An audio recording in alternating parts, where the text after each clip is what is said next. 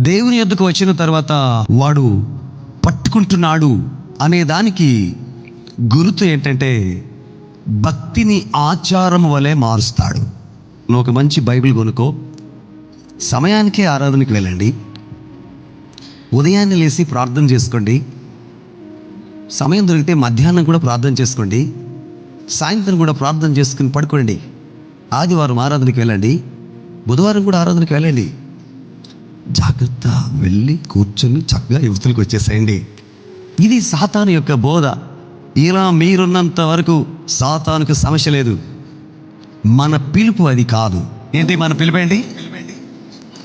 రాజులైన యాజకులు. మనమందరము మొదట యాజకులమైతే ఆ తర్వాత రాజులం అవుతాం. యాజకులు ఏం చేస్తారు? లేవీయులు ఏం చేశారు?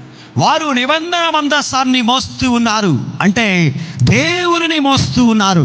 యాజకులు అంటే దేవుని మోసుకొని వెళ్ళే వాళ్ళు.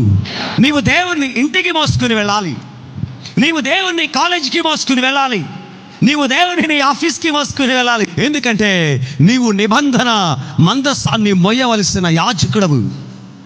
మనమందరము ఆయనను మోయవలసిన యాజకులము. అందరము యాజకులమే.